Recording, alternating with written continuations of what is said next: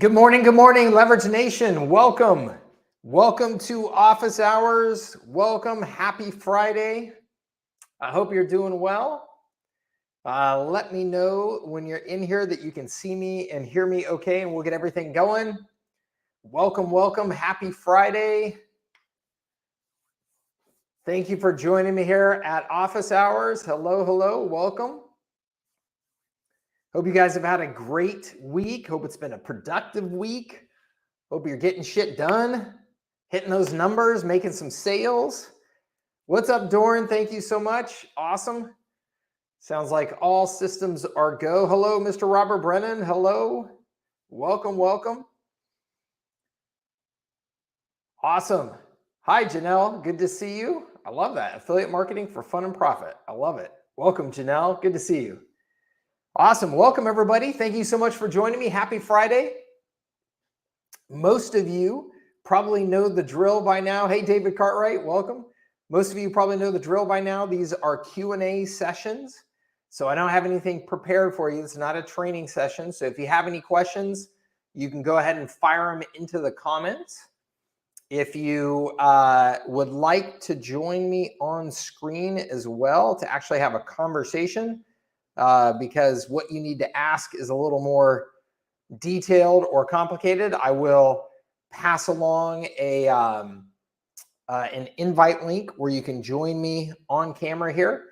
So go ahead and type in any questions that you have, and then we'll knock them out here one by one. And like I said, if we need to have you jump on screen, we'll do that as well. Okay. I hope everybody's doing well. Happy Friday. Happy Friday. We've got a little bit of a cooler day here in San Diego, which is kind of nice. And then it's supposed to be gorgeous all weekend, sunny and clear. And I'm super excited. My youngest daughter is performing in a theater production of Shrek the musical. And she has been working her tail off. This is like an actual, theater production. Like it's at a theater at a college here in the area. 4 sold out shows, and she's 10 years old. This is her first time doing something like this, really. And she's been working very hard. This whole week is rehearsals until like 10 o'clock at night. So here she is, 10 years old, working her little hiney off. Super proud of her. Looking forward to it. So awesome. Let's see here. What part? She's a guard, Doran, in the play, which is actually, it's super cute. The main characters in this are a little bit older, but it's super cute. I'm so excited because apparently her role as a guard, she's like one of the more senior guards or something like that. And so she's actually up on stage, I guess, as a percentage of time, more than just about anybody in the show. So I'll get to see a lot of her, which is going to be really cute. Awesome. Let's see here. Doran says, is there any way to mini JavaScript and go high level? There are some things I don't need. I can't seem to get rid of. When you say mini JavaScript, do you mean like edit JavaScript? I can tell you the answer to this question, Doran, regardless of what you meant there, is I have no freaking clue. Because I am not technical in any way, shape, or form. So I apologize. I cannot help you on that one. To minify. Now I have no idea. I don't even know what that means, Doran. You're stumping me. But yeah, I really don't know. Anything that comes to exactly. Doran says contact support. Exactly. Anything that comes down to like the real technical stuff, no clue. All I can do is use the tools. I'm pretty darn good at using technology. Okay, hold on here. Richard says, yes, you can install JavaScript. I have to customize and add new features to go high level. Cool. Awesome. Thank you, Richard. And welcome, Richard, by the way. Welcome. Glad to have you in MSP Academy. Let's see here. Patrick says, great job in the Go High Level series last week. Thank you so much, Patrick. I appreciate it. I hope some people got some good value out of it. Awesome. Cool. All right. Let me know. Any other questions? Fire them in here. I know somebody's got questions. I had a good conversation. Maybe I'll lead this off here. I had a good conversation with someone yesterday about choosing a niche in the agency space. And awesome, Richard says, Mike, I joined MSP and it's been incredible. Something I noticed is the patterns for success are the same. Yeah, that's cool, Richard. That's cool. Thank you very much. And yes, and by the way, Richard, I thank you so much for mentioning that book about the jobs to be done framework. That looks really good. I ordered it right away. As soon as I saw your comment, I ordered it right away, and I'm looking forward to reading that. So thank you very much. So the question that this person posed to me yesterday was, what are the best, agency niches? And so I think this is an important one to address because I get asked it all the time. And there are a lot of people out there that struggle with choosing a niche. And so I want to give you my answers on this, and I'll keep it pretty brief, and then we'll get into your questions. One, there is no perfect niche. So just get that out of your mind. There's no magic niche that you are just, it's just going to be that much easier to make lots of money. Okay. They all have their pros and cons. Okay. Two, whatever niche you decide to go into, it is going to be very competitive. Okay. It's a very competitive space. There's a lot of agencies out there. And so whatever you decide to get into, I believe that it needs to be a space that you really care about the audience and are excited to work with that audience of customers for, let's call it, the next 10 years. Like, if you can't look at that market and go, yeah, you know what, I would be excited about working that space for the next 10 years, you should be looking at something else. Okay. Like for me, as an example, I love restaurants. I love bars. I love SaaS businesses. Like, those are all markets that I could go into and work in and really enjoy myself. Okay. Personally, I get energized working with them. The topics, the types of things that I'm going to have to study and stay up to speed on in those markets are things that are personally interesting to me.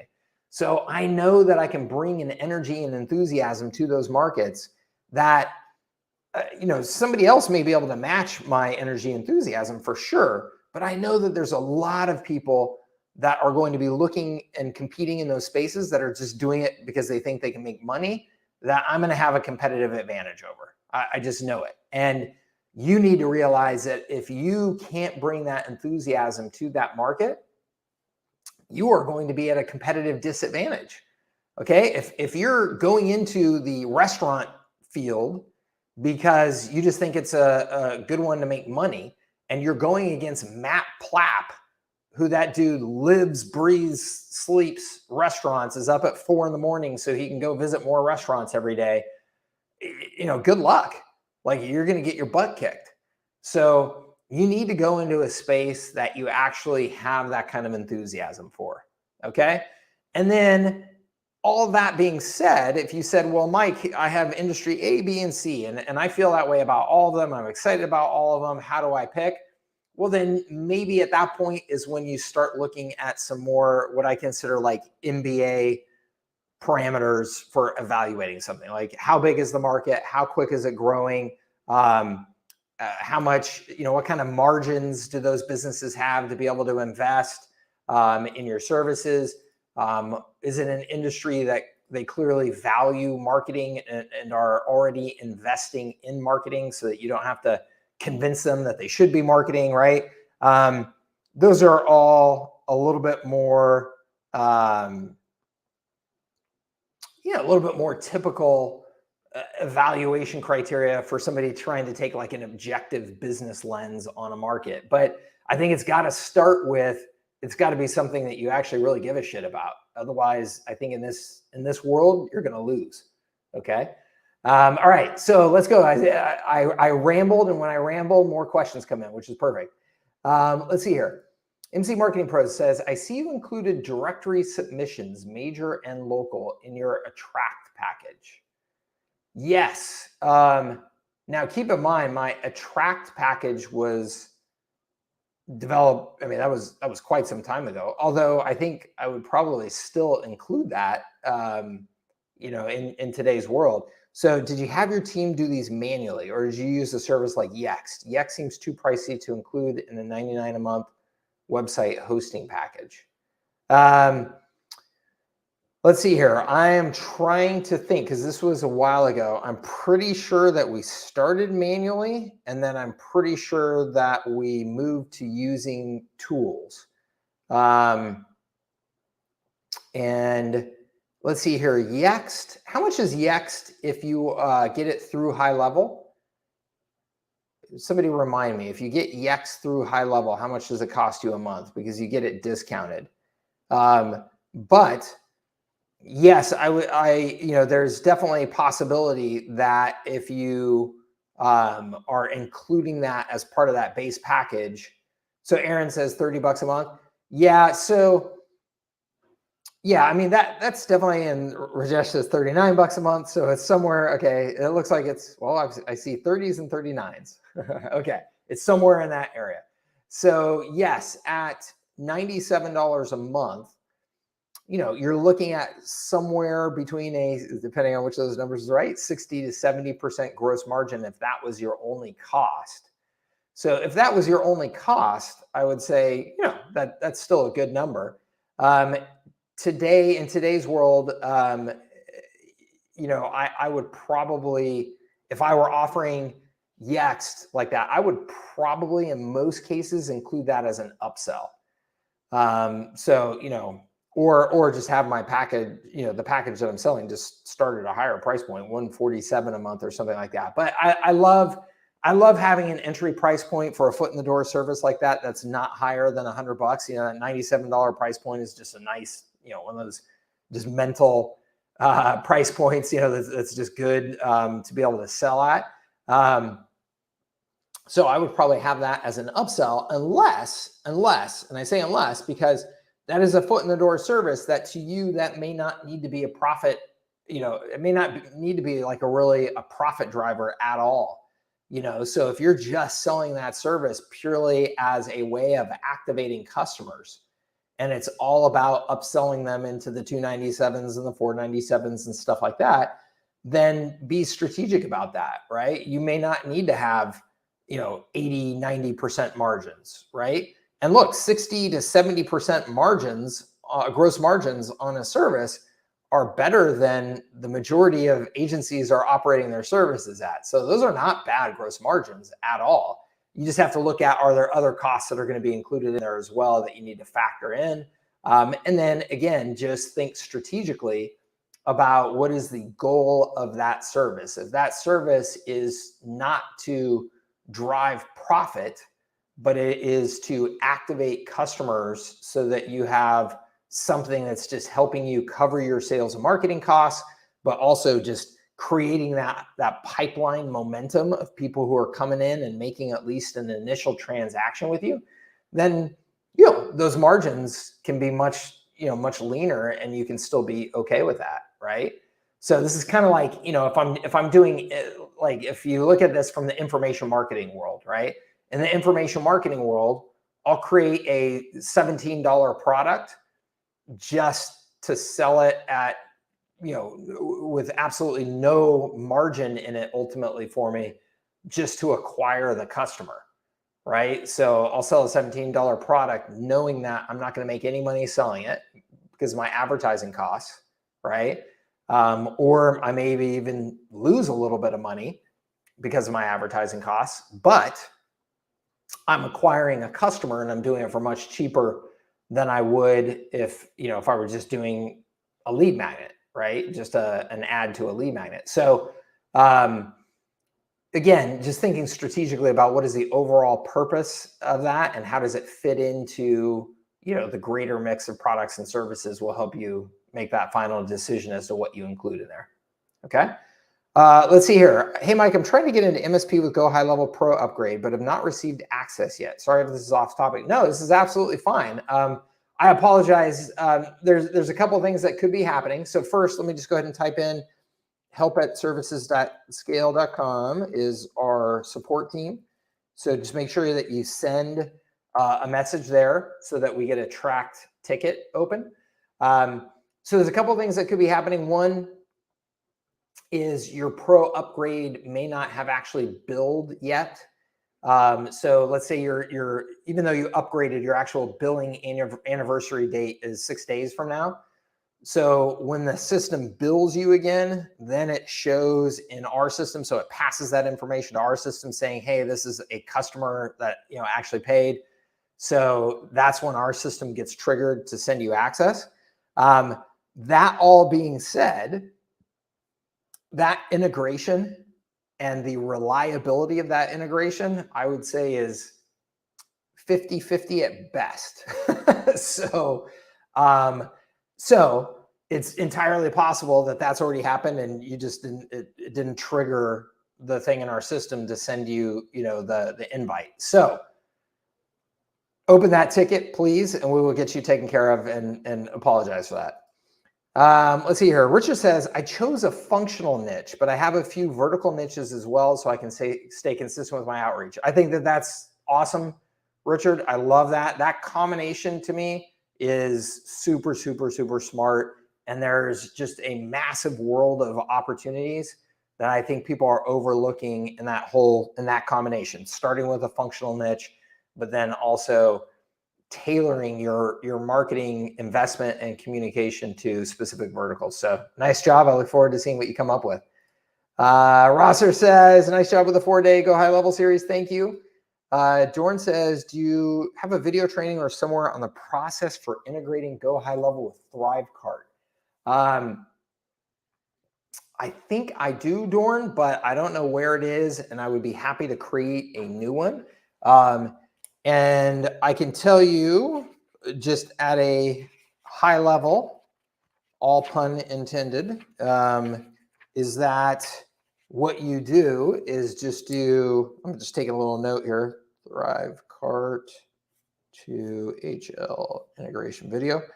So what you do is you do tags in ThriveCart to Zapier to HighLevel. Okay. So you have to have that in between. You have to have that in between step there because there's no direct integration. So, and I think, yeah, in our case right now, in a lot of cases, maybe even all cases right now, we are still going them through another third party. So we're burning all kinds of Zapier credits and stuff, because you guys know I have started with I've had Drip as my email platform and ConvertKit as my email platforms forever, and I still use those. I'm trying to make the push into being 100% on HighLevel for email. Still just not quite there yet for me. It's getting close. It's getting real close. So I'm actually going ThriveCart to Drip or ConvertKit or Zapier to then HighLevel Zapier again. So we've got a web of stuff in there, which is part of the reason in answering that question earlier as to why sometimes those triggers and stuff don't work 100% of the time for us, because what a tangled web we have there. It's amazing that this stuff works at all sometimes, but I look forward to taking Drip and ConvertKit and stuff like that out of that mix at some point and reducing my Zapier credits, because as you can imagine, Drip in particular is an expensive email platform. So it's like my list over there, it's a hefty monthly charge just to have that backup email over there. So I will definitely get that figured out here pretty quickly.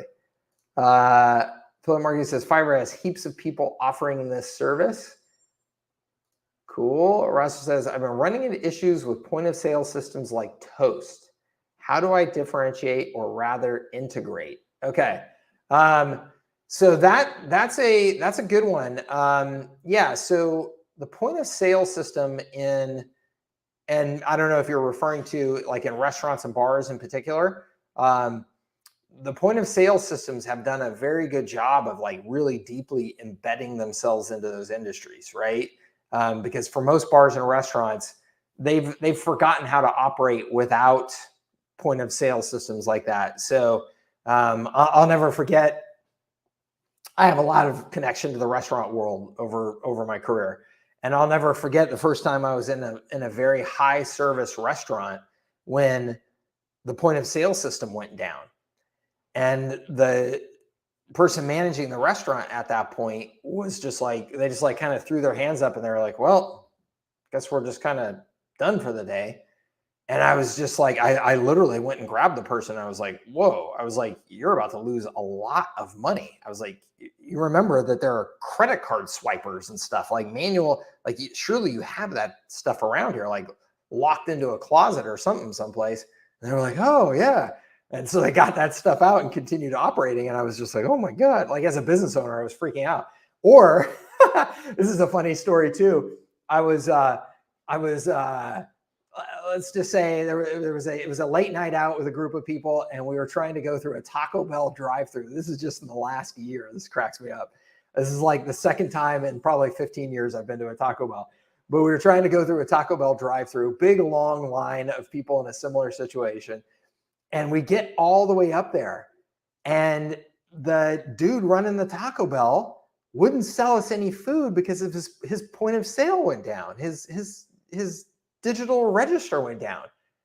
And I was like, man, I got cash. I was like, just take my cash and make me some tacos. And he was like, no, I can't do it. And I was like, what are you talking about? I was like, whoever owns this Taco Bell, believe me, they want you to take my cash and give me some tacos. He's like, no, I'm sorry, I can't. It's just like, oh my God. Anyway, back to your question. Point of sale systems have deeply embedded themselves into the restaurant space. And so with anything like this, what you've got to do is you got to take the whole blue ocean strategy framework. If you're in services that scale, or you're in MSP Academy, then look at a blue ocean strategy framework. And what you want to do is you want to plot on that framework, up and down, side to side, you've got all the features. And then are they high or low in those features, and map out, and then say, okay, what are the features that we can offer and where are we high and low, so that we can literally see. That's the only way I know how to do it, is literally graph the differentiation. So you can see the gaps in between. Here's what we offer high, and the point of sale system is low. And so those are the areas that you're going to need to focus your value proposition around to be able to get in there, right? Because you're not going to replace a point of sale system. I mean, that is a long road to hoe, right? So you are not going to do that. So you've got to graph it like that so that you know where you can differentiate and how you can differentiate. And then I would say, just in broad strokes, in terms of my understanding of that industry, most of the stuff when it comes to internal operations, those systems are pretty fully baked and integrated into the platforms, or integrated into the business. But I think in terms of getting new business into the restaurant, like, I feel like those companies are not really good or really evolved in that, right? That's not their sweet spot. And so I think focusing on what gets customers in the door in that space is a really big opportunity. And then you said database activation for reviews and offers.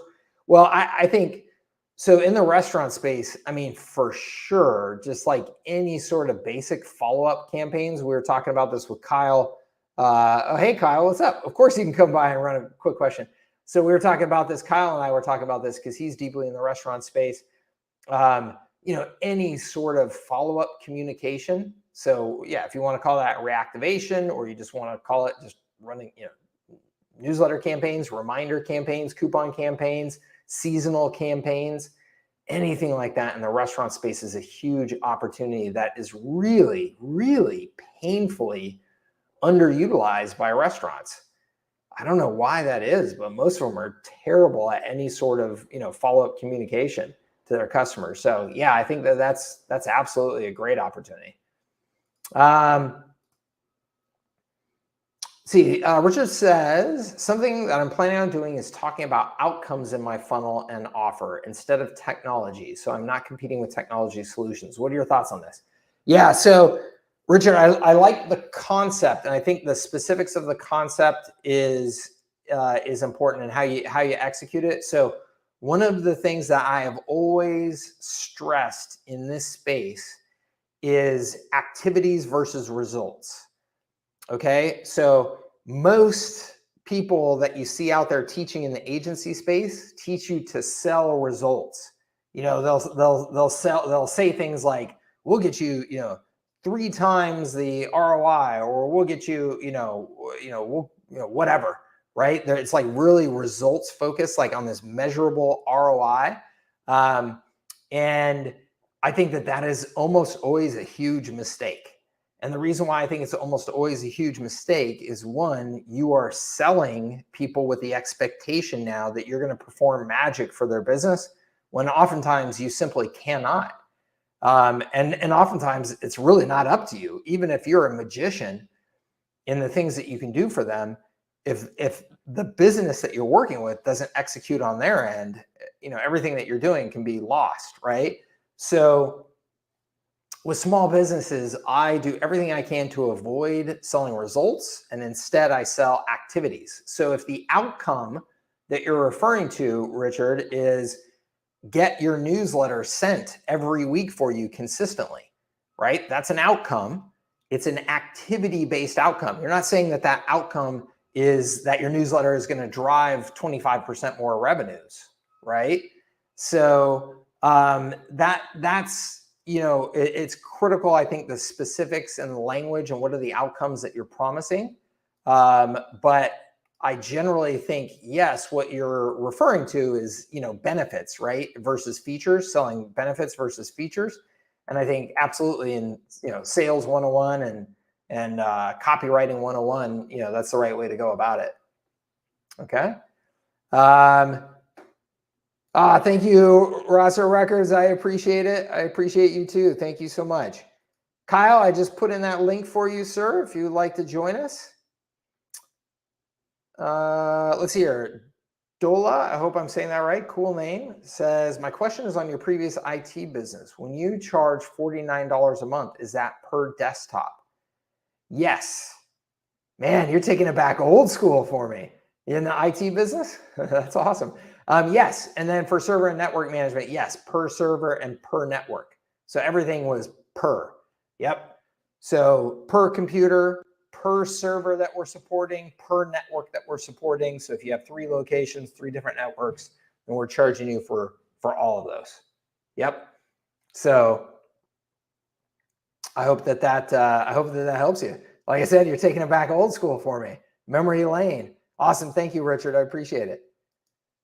All right. Kyle is here. My man. What's up, buddy? Not much. What's up? How are you doing? I'm great, man. It's Friday. Living in San Diego, living the dream. What could be Stupendous. better? Awesome. I don't know. Okay. Are you ready for my idea? I'm ready. Let's go for it. Yeah. I had this idea today running, and 2 like Frank Kearney things have really been like in my brain lately. One is saturate the market in goodwill. Yep. And then the other is results in advance, and yep, also positioning yourself as a producer instead of like a salesperson. So I was thinking of just running this campaign in my town, just kind of telling my story about, I was like a bartender, and then I started this bartending school, and here are all the skills that I now have and some of the results I've gotten.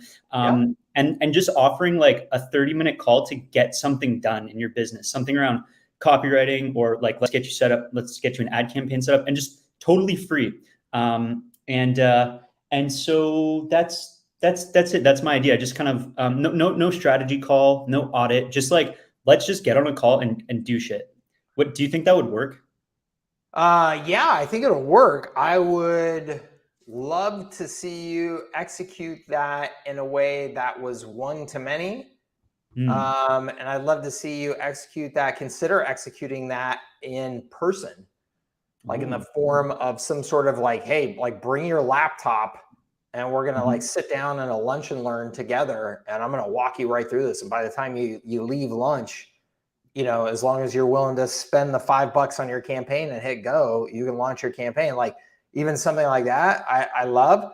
But yes, I mean, I agree with everything that you're saying in principle, and everything that Frank is saying there in principle, right? Which is add value in advance, and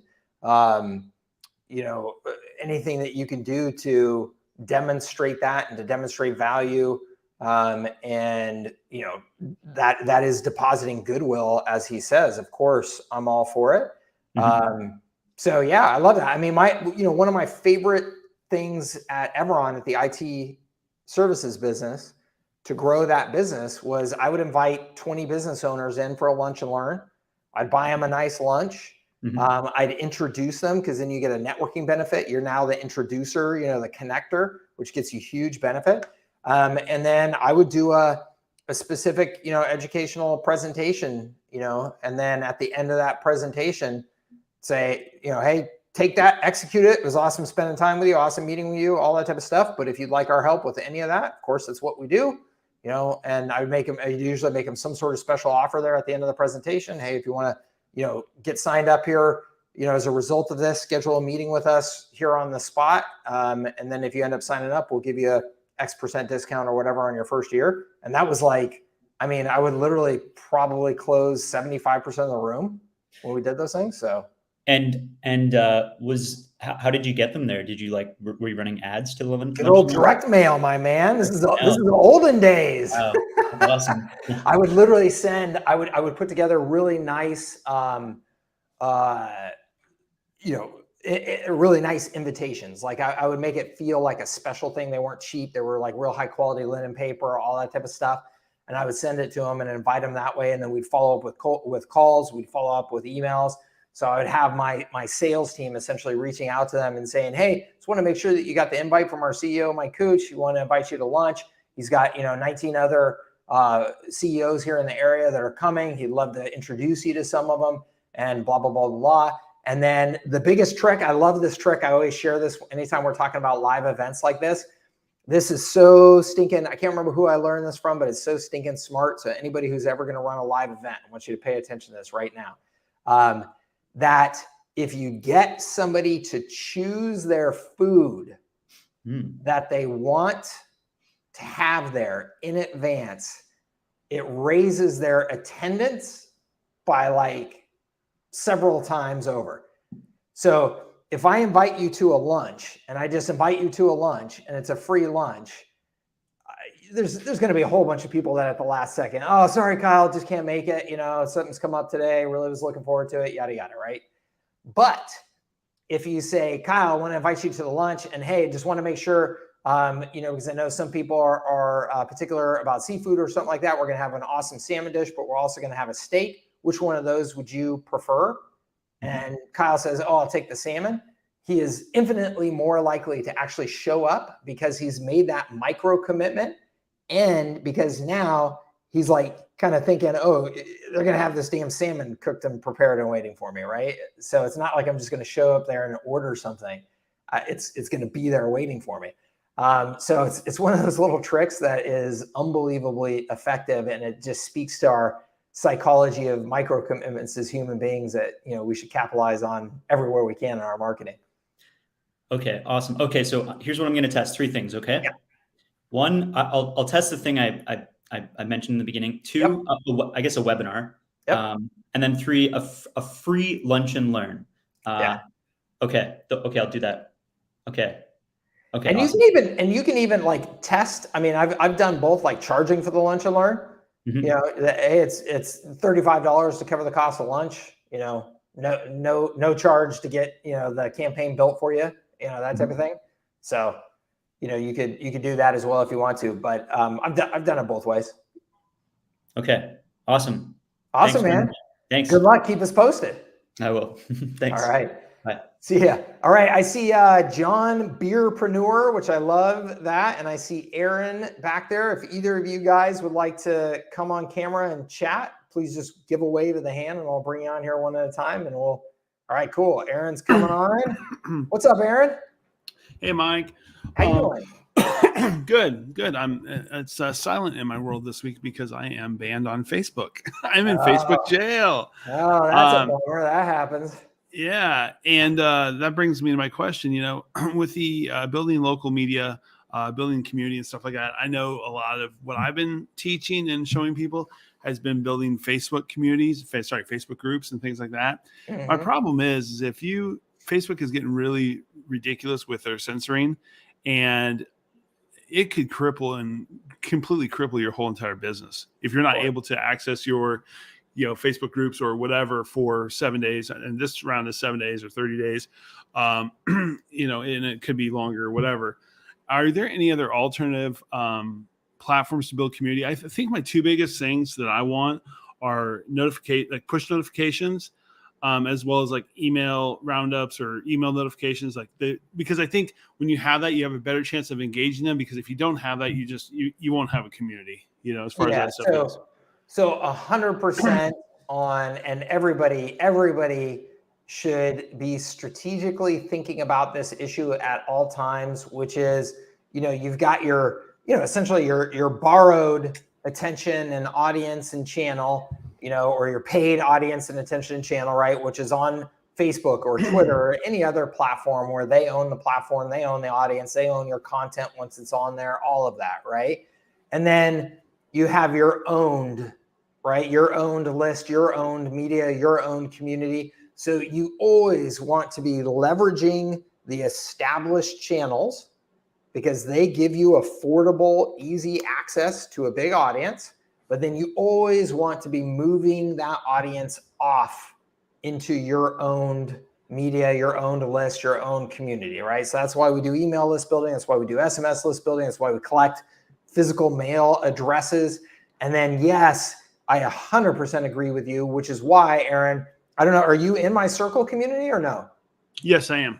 Okay, so Circle is a. Does that have mobile push notifications on it? Yep. Okay, because I've only been getting like the weekly roundups and stuff like that. So those are all set individually. So that's one of the things I like about the platform is that you can set that individually. I've set that so that you guys can all control that individually, so I don't overwhelm people. So you can go in and you can control your own settings.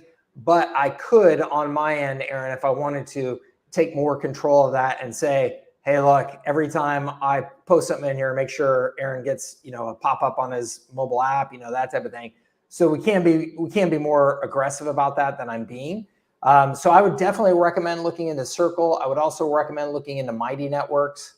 I think that those are probably the two leaders right now. Discord obviously is massive in particular markets, more like gaming and NFTs and things like that. I don't find it very user-friendly at all for normal human beings. That's why I ended up in Circle. I'd say Circle and Mighty Networks are probably the two best to look into right now in terms of like, they've got leadership, they've got funding, all that type of stuff. Yeah, I like Mighty Networks. My only issue with Mighty Networks is to try and get somebody to go download a third-party mobile app in order to get those notifications as far as that type of stuff, because unless you want to give Mighty Networks I think it's like $10,000 to $20,000 for their enterprise stuff. So yeah, but that's great. But I think that those are that's a big part of the reason why my strategy, Aaron, is my strategy. If you see what I'm doing, I still have my one Facebook group for Leverage for Entrepreneurs. And so anybody publicly that comes to me isn't a customer yet, that type of thing, then they go into that Facebook group. That's like the point of entry. But then anybody who buys from me, I'm forcing onto Circle. And I say forcing, I mean, obviously they don't have to go on there, but if they really want to participate in the customer community, I push them onto Circle because now they've got some skin in the game. So yeah, there is a hurdle that they have to overcome to be a part of that community. They have to create a new account and download an app if they want, stuff like that. So I only do that for customers right now until more people are on the Circle platform, which more and more every day, because you get the app and now you can attach to any Circle community that you're a part of. So as you become a member of a Circle community for any other brand, you're going to have the app. So it makes it easier. But until that happens, until they get a little bit more momentum, I'm only using it for paid customers generally. And then I'm keeping the just kind of general public conversation going in Facebook because it's easier, it's more fluid, that type of thing. Yeah, and I think also since following kind of your stuff, I've also switched up my strategy. My strategy was Facebook groups first, and then lead into emails. So because everybody wants the golden nugget first, they want the impulse thing first. But I've actually flipped that to now you've got to fill out email in order to go into Facebook, because like I said, if I don't catch you then, it's going to be a lot harder to catch you. Because like for instance, this latest one that I got thrown in from Facebook jail is so I'm in the real estate market, and there was somebody that posted a listing with like a very haunted house. It literally had like hazes in it, like creepy things written on the walls. And I just said, they're like, what would you list this for? And I just said, I would just burn that house to the ground instead. Ha, ha, ha, ha, ha. You got banned. And Facebook's like, yeah, they're like, you're inciting violence and creating riots and all kind. I'm like, okay, I give up. This is like third time this year. It's like, you can't even be somewhat snarky. So that's why I'm just like trying to pull everybody off and maybe do something different. Yeah, I think you just have to. I mean, it's just reality, and it doesn't matter what platform.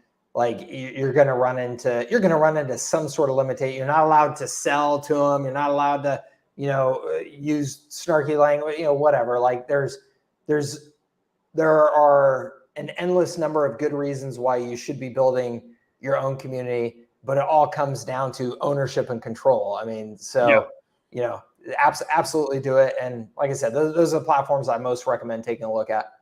Awesome. Thanks, Mike. Awesome. Thank you, Aaron. Have a good one. You All right, too. let's see here. Larry, I'm going to go ahead and address Larry. Welcome, Larry. I know we have had some back and forth. Thank you very much for joining up with us. I appreciate it. And I also appreciate you've been trying to get a phone call with me. I should state this out loud for anybody new to my community. I am really hard to get a one-on-one phone call with by design. Okay. And here's why. It is nothing personal at all. I just want to say this for everybody. It is nothing personal at all. It's that I get a ton of requests for one-on-one phone calls, and I am very particular about managing my life for those three beauties back there and my personal lifestyle. So I really, really don't let anything mess with my time. I am very deliberate about, I do these things and I don't do any of these things. Okay. I used to have, 50 plus employees, 70 plus employees at one time, multiple offices across the country. And I spent all of my time in meetings and on phone calls. And when I sold those businesses, I was like, I am going to design everything I do from this day forward to maximize lifestyle design the way that I want it. And I think that everybody else should do that too. And we live in a time where there's never been a cooler opportunity to do that. Like it just motivates the shit out of me that we can all literally design businesses that give us the life that we want. So I love coming on these calls with you guys. I love doing it in a group format. I love the interaction. I'm not trying to be, some higher than, anybody, jerk about it. It's all about time management for me. It's all about time management. So I just want to say that because I know there's a lot of new people in the community that came in from the high level sessions that I did this last week. That's just the way I operate. And again, it's nothing personal, but I'm crazy protective of my time. Okay. So anyway, Larry, awesome. Welcome. Where can I find the white label docs to build new client presentations? Okay. When you say white label docs, the only thing that I can think of that you're referring to, Larry, and let me know if I'm right here, is the R4. Are you referring to the R4 sales presentations? Because you came in from those high level sessions, which was all about R4. So is that what you're referring to? Is if you're referring to that, that's all in the R4 membership area. And I can even, if you give me 2 seconds here, everybody, I can just pull that up for them real quick. And I can show you where everything is. But that's in the R4 membership area. And you are going to have all kinds of stuff in there that you can take and you can customize. You got presentations, you got a short book, you've got email campaigns, you've got all kinds of goodies in there that you can customize and do what you want with. So give me 1 second here and I will share my screen and I'll just show you. And if I am barking up the wrong tree here, Larry, please let me know that as well here so I don't waste your time. But, oh, Larry says yes. All right, awesome. Okay, Larry, let me just go ahead and share my screen with you. Awesome, good, good, good. Says that's exactly what he's looking for. Perfect. All right, I think, is that the right tab? R4, yep. Cool, okay. So let me make sure you can see what I'm doing here. Yep, all right, awesome. So here we are inside of R4 Sales System 2.0, Larry. And if we scroll down here, first of all, you're gonna see the section down here that is, oh, wait a minute, I already passed it. Where is it? Surge to SaaS right here. So hold on, let me get this into student mode rather than admin mode so you can see it more cleanly.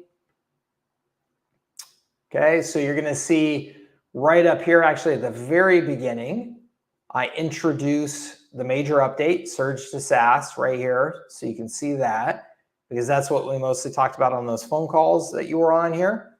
And then you will see if you go down to the Value Accelerator new for 2022 right there. I just want to make sure it's nice and big and bold so you can't miss it. That's the Value Accelerator. So this is where all of the Surge to SaaS frameworks, scripts, things like that, and essentially those calls that we went through last week with HighLevel, I go into each of those issues in more detail here, Larry. So, and then we're going to have a live deep dive on all of this coming up here pretty soon as part of MSP Academy. Okay.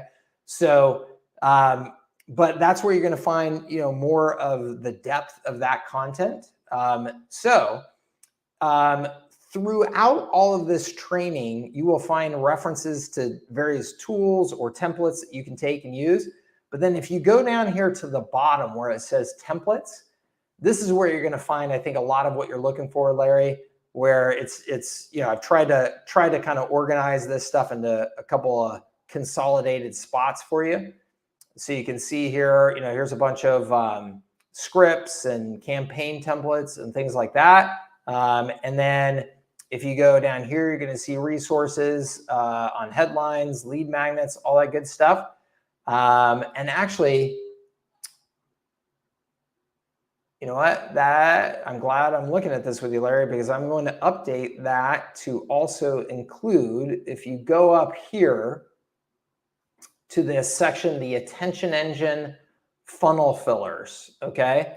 So funnel fillers are things you use to fill your funnel, whether that's a lead magnet or a presentation that you're going to give or whatever it is. But you can see right here, here is the Shook. Shook stands for short book, okay? And here's the Surge to SaaS version of that.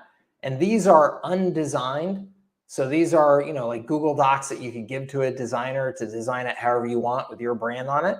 And then here's a designed version, so you can just kind of see how I've done it in the past. So you can have your designer, use this as well. And this is the original R4, so it's got referral on the top. So the Surge to SaaS is a different order and different set of R's here, right? It's got retargeting at the top instead of referral. So for Surge to SaaS, you would want to make sure that that gets updated. But this whole document, I think is 25 pages, 35 pages or whatever. I have lots of agencies who have printed this up as a physical book, to give to people. I think somebody sold theirs on Amazon, had it as a free Kindle download on Amazon or whatever. But anyway, and then you've got the marketing presentation. So this is the presentation that you could use as a PowerPoint version. That's a new one, Larry. This is an older one. Definitely recommend that you jump into the new one because it's a little more attractive and it's also consolidated. And then you've got scripts to go with those, webinar invite sequences, follow-up sequences for each of the 4 R's. Okay, right here. So you've got a bunch of stuff here. Okay, is that Does that help you out, Larry? I hope. You see here. Cool. It says that's what he was looking for. Awesome. And let me know, Larry, if you have any other specific questions. I will absolutely help you. Hi, John. I love it. It says, oh my God, Mike, thanks for sharing this. I've paid too much money for too little support in the past. Awesome, John. Well, I'm glad I can help. I'm glad you saw something there that looks good for you. And awesome. Good, John. Cool. Awesome. And David says, is that part of MSP Academy? Yes, David. If you go into MSP Academy and you go to the bottom in I think it's called the bonus courses section, you'll see access to R4. Yep, you get that included. Okay. Let's see here. Let me go back up to, oh yeah, and thank you for bringing this up, Dwayne, because I want to make sure Larry and everybody else knows about that as well. Yeah, so Dwayne says in the R4 snapshot landing page, the order of the R's is the old one. Also, is there an image that has the new order for our landing page? I can put, I created an image just in my presentation tool there. I mean, I can download and put that one up there. No problem, Dwayne. I'm happy to do that. So yeah, let me make sure though that everybody who's interested in the R4, let me just go over to, because I want to make sure you definitely know where the R4 snapshot is and what that includes, because that thing's awesome.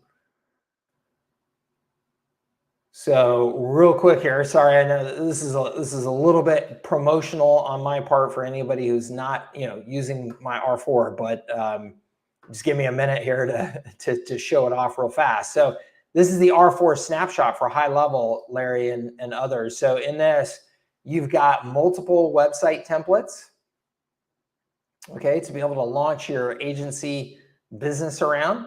So these are all really nice template pages that, my team and I have created for you.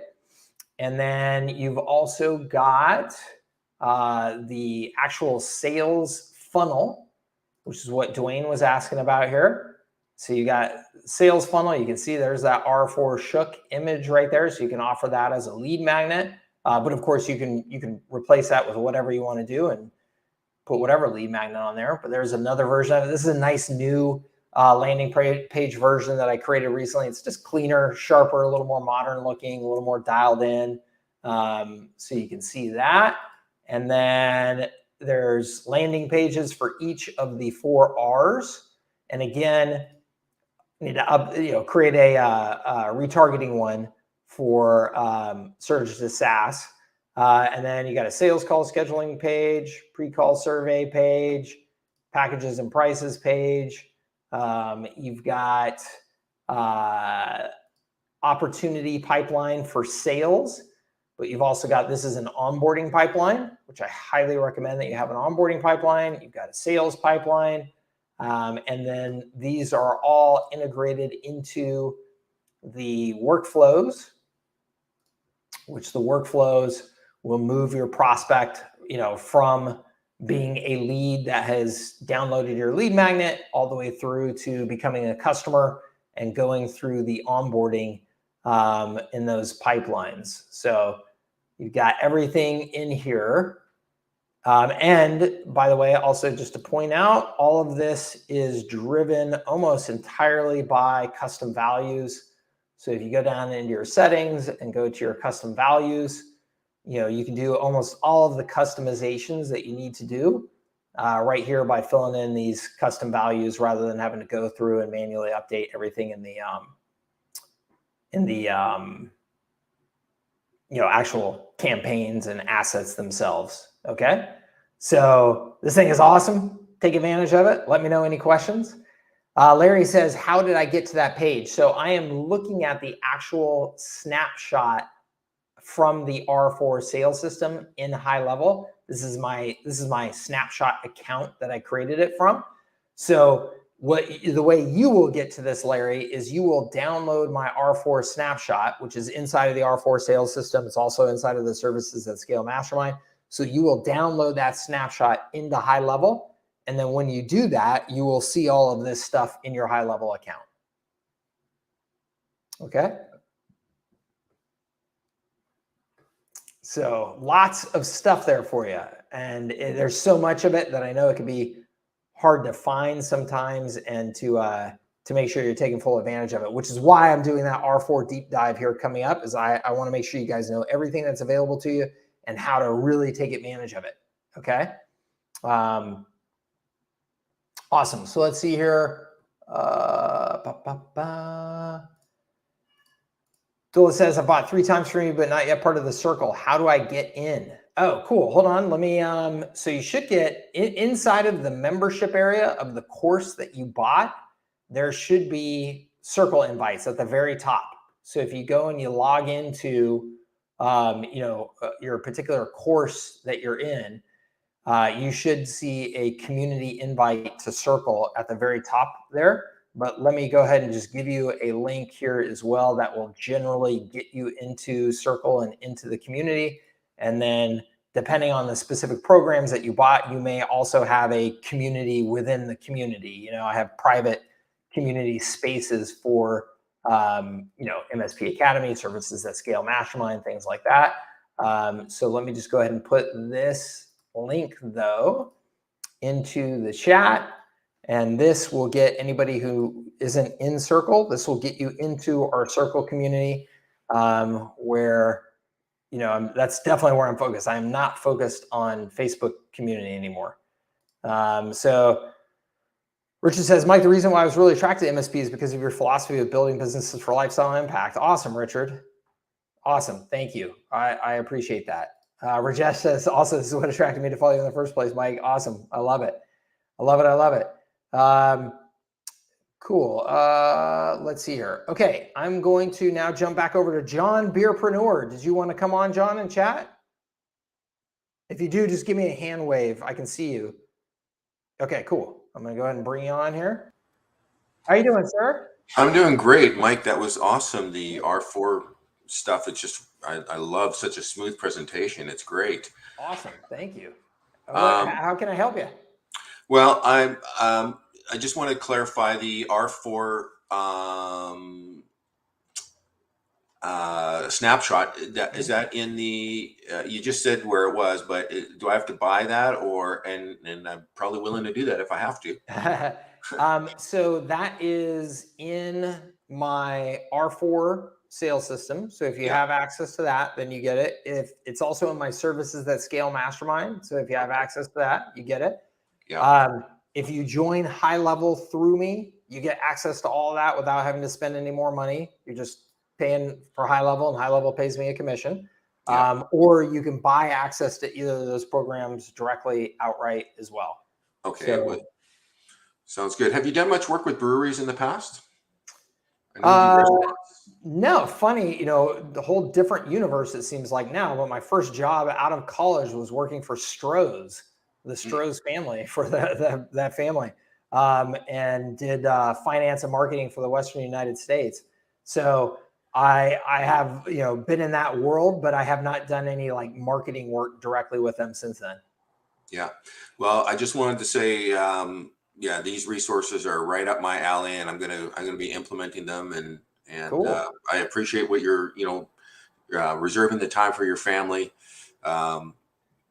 That's what I'm trying to do too. So just found out I'm going to be a grandpa for the first time, so I'm excited. Oh, that's awesome! Congrats. Yeah. Where do you live, John? Victoria, British Columbia. Oh, okay, cool. I was gonna say the beer market here in San Diego. I thought maybe you were a San Diego guy. The beer market here in San Diego is a huge one. So. Well, that's my goal, is to cruise up and down the West Coast, dropping in on breweries and flying paramotors and paragliders in the daytime, and meeting with breweries in the morning. So that's awesome. Good for maybe you. I'll sit down there sometime. That's awesome. Well, if you're in this area, be sure and look me up, and I hope we can help you get that lifestyle you're looking for. That's awesome. Thank you, sir. All right. Thank you. Thanks for being here. I appreciate it. All right. Yeah. So all those resources, guys, that's all part of the R4. Oh yeah, Kyle. Yeah, you guys should definitely connect. That's awesome. Oh my gosh. And John, maybe you already know this, but the paragliding here in San Diego, right off of the La Jolla Cliffs, is crazy cool. I don't know if I bet you're probably familiar with that if you're into paragliding, because I think it's a pretty famous spot. But and I love the whole Victoria area. That's so beautiful. I'm sure there's incredible opportunities up there as well. But it's pretty cool here in La Jolla. You go right up to the edge of the cliff, and these guys are just bailing off of it. It's pretty neat. Feels like a pretty magical thing to be able to do. Let's see here. Were there any? If there are any questions that I did not address, I am not aware of them at the moment. Glenn, my man, you want to come on and chat? Sure. Awesome. What's up? How are you?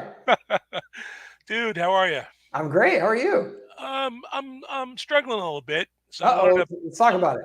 Yeah. So I wanted to pop on. I'm in a little bit of a dilemma situation here. So, you know where the vertical I'm in and what I'm trying to do and all that. And I'm really, really dependent on GHL being a CRM, which it is not.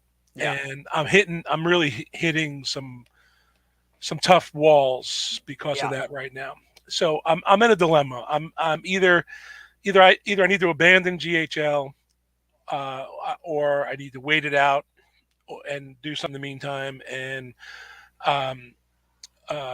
or take GHL and use it in a way that I necessarily didn't plan on using it.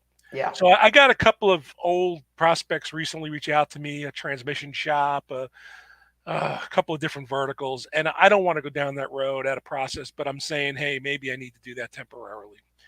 Other option I've kicked around was just trying to sell GHL as more of a tool, a podium replacement, just go strictly tool oriented. And the third option I'm thinking, if I stay with GHL, is maybe do something. I've always wanted to do like a birthday club or something to build a little asset for myself, even if I continue down my road I want to be on. But the bottom line is, it's just the software for what I want to do is just not there.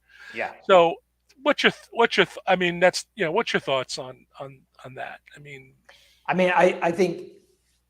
think being just being unemotional and objective about it. There's no reason to be married to it if it's not serving you and giving you the ability to do what you need to do in your marketplace.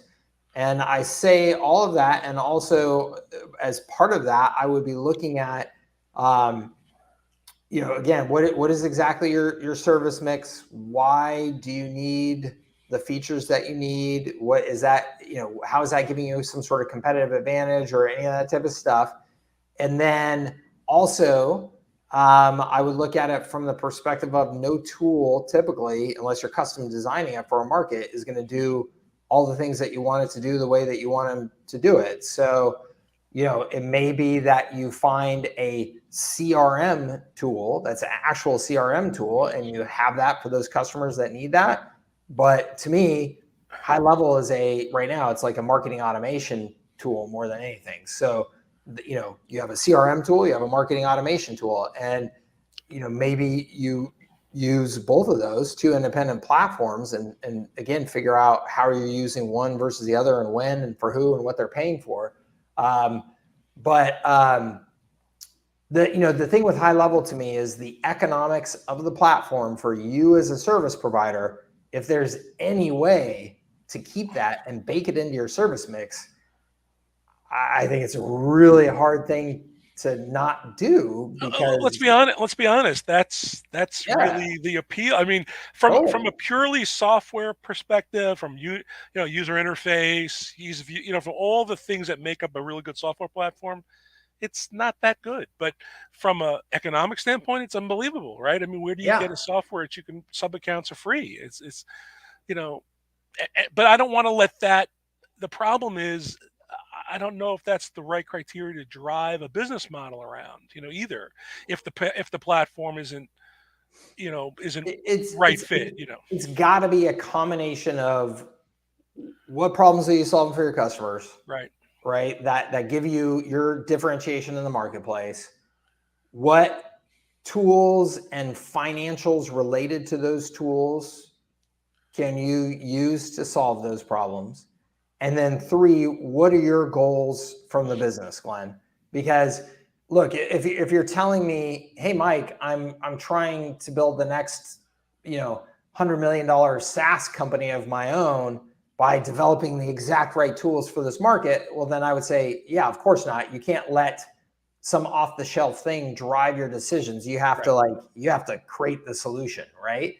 But if you're telling me, hey, Mike, what I'm trying to do is get to 250 grand a year in personal income that will last me for the next X number of years, and I don't really care if it's the perfect solution, it just needs to do the job, then I would say there are going to be cases where you probably want to let the tool drive some of your decisions because it's going to help you accomplish that goal and make your life much easier, to do it. So, I think all of that has to come together for you to make the right decision for you. You know what I mean? Yeah, it's so frustrating because I see it out there. I know the opportunity for so I'm still selling. So I still am an agent for a software company, right? I've been selling software for 25 years, um, and I have a revenue stream. Those are 60-month contracts, and but the fit is that I wanted to sell my product, my offering, as like a front end on that or in addition to that, right? But the challenge is as I'm showing this to my customers, to the prospects, and even to the software company that I'm strategic partnered with, they looked at it and like they asked me the basic questions of the CRM, and it was like, well, it doesn't do that. And it's like, Glenn, how are you going to put this into one of those businesses to operate? It's going to crash, So that's the problem I'm at is like, I can't really move forward in the model that I wanted to move forward in. I have my beta customer up, but it's very difficult. And but so here's the deal. I mean, you are offering some sort of marketing systems and services, right, to these customers. Well, I am, but yeah, I am. See, I'm partnered with a DMS company, right? So their software is really the operational piece. Okay. And I'm trying to bring the marketing piece in, but that's where we rely on a CRM. Yeah, but so here's the deal: is there are lots of CRM tools that are not marketing tools. So you in your mind have to be able to clearly delineate between CRM and sales and marketing automation, right, so that you can either say, I'm going to keep HighLevel for the sales and marketing automation. I'm going to find a CRM solution and just make them talk together, right? Just like that CRM solution is going to need to be able to talk to the operations side as well to some extent, right?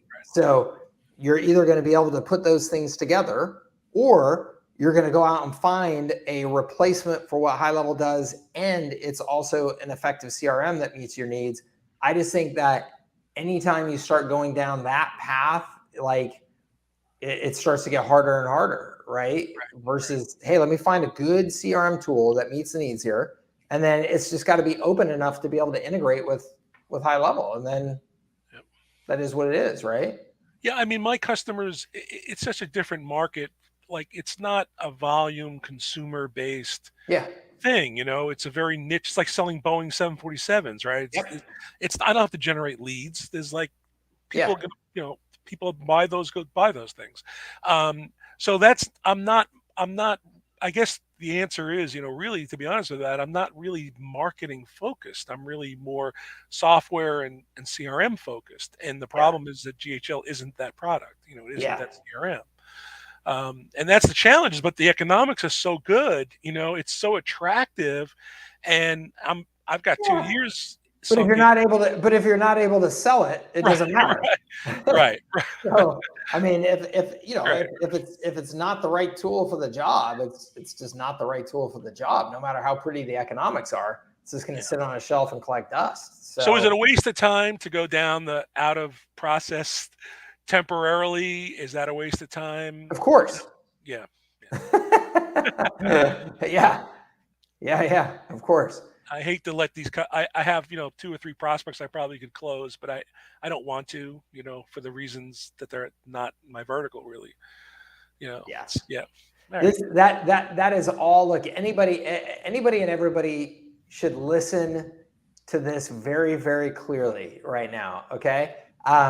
Which is, if you are feeling pressured to say yes to the wrong customers, you have a pipeline problem, right? You have a pipeline problem. If Glenn was talking to 10 opportunities today that were all saying, Glenn, we're ready to give you some money and work with you, and only 3 of those 10 were perfect fit, but he only needs 3 new customers this month to hit all of his numbers, then Glenn would be like, to the 7, he'd be like, yeah, sorry guys, hit the road, don't need you, thank you so much. And he would do it with confidence.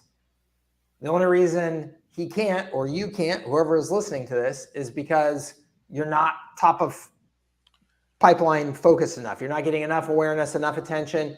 In Glenn's particular case, now, you could have some dynamics of the industry that are a real challenge with that, because there may be only so many players in the industry, right? If you're selling to Boeing, there's only Boeing and Airbus and a couple of others. So that's the nature of your business, right? Which is why they say being a sales rep for Boeing and those companies, they say, is the most stressful job in the world, because you only have a handful of customers, these major airlines and governments. And if you screw up your contract with them, they're going to be with Airbus for the next 15 years. That's why there's no churn. I don't have churn. Exactly. Yeah. Right. Because you where are they don't going to have go? churn, but you also don't have a high volume of opportunities, right? Right. So so that's the world you're living in, and you've got to understand that. For 99% of the people who are on this call, you're selling to small businesses, or you're selling more to consumers, or anything like that. You got to be top of pipeline focus. Numbers matter. Volume of numbers matter. Okay, I don't care what anybody out there says. Oh, it's not a numbers game. It's a freaking numbers game. It's always a numbers game, right? I mean, yes, you want to have more high quality conversations. You want to do better job qualifying prospects. You want to do all that type of stuff. But ultimately, it is a numbers game. If you have 50 opportunities and I have 5,000 opportunities, I'm going to be able to make much better decisions about my business and who I work with at what margins than you're going to be able to. It's just reality. It's quality as opposed to quantity for me in my game. That's why I don't care about onboarding process. It doesn't matter. None of that matters. I don't need 50 people in the funnel to drip out a couple. I don't need to do any of those things. That's not the need to do those things. You don't need to do those things, but you are feeling the pressure of potentially saying yes to other customers because you can't do those things. I mean, I still want to generate cash. I still need to generate cash flow. Right. Right. Exactly. Right. So everybody just in this business and in this world in general, I see people are not nearly top of funnel focused enough, including yours truly. Like, we all just need to be blowing up that top of funnel awareness like crazy.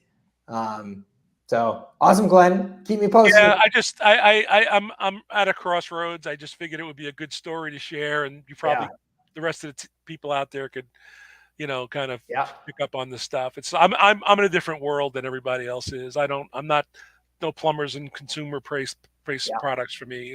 That's not what the world I'm in. So, all right, man. I'll figure it out, and I do have another revenue stream, another thing, but. We'll figure it out. I'll let you know what the outcome is. Awesome. All right, keep me focused. Okay, keep me posted. Okay. All right, let's see here. Dola says, what is the best website content creator company site that you would recommend? Gosh, I really don't know. I got to tell you, I get all of my writers through. Oh my gosh, hold on here. I want to say Unsplash through Upwork. I always just go through Upwork to find my writers. I have worked through writing agencies as well in the past, but I've always ended up frustrated. And so I've always just gone and found my own writers directly. So I have a little stable of writers that I have under contract. That's the way I do it. So that's at Upwork. I think Upwork, if you're not using Upwork, I don't know what you guys are doing. Upwork to me is like the lifestyle entrepreneur's best friend. It's awesome. I love it. Rajesh says, with Go High Level, we sell to marketing teams, and with CRM process automations, we sell to ops, right? Yeah, that's definitely a way of looking at it for sure. You know, in a lot of businesses, you're not going to have that clear distinction between those parties, but yeah, I think that's generally right. All right, everybody, I've got to run. It is Friday. We got lots of weekend to get to. I hope that this was helpful for all of you. Thank you so much for being a part of my community and for your business and for being here on this call. I always appreciate it. Thank you so much. We have these calls every other week, typically on Fridays. You can get into our Circle community and you can register for these calls for free. They're always free. I will put the link to our community again right there in the chat.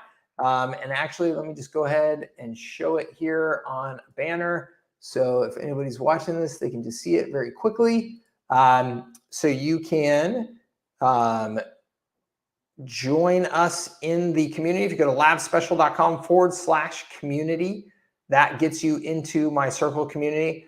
So you can join us there. That's where you can get registered for these calls, as well as engage with a whole bunch of other awesome entrepreneurs and have conversation there inside of our community, make some connections, all that good stuff. So I hope to see you in there, and I hope to see you on a future call, and have a fantastic weekend.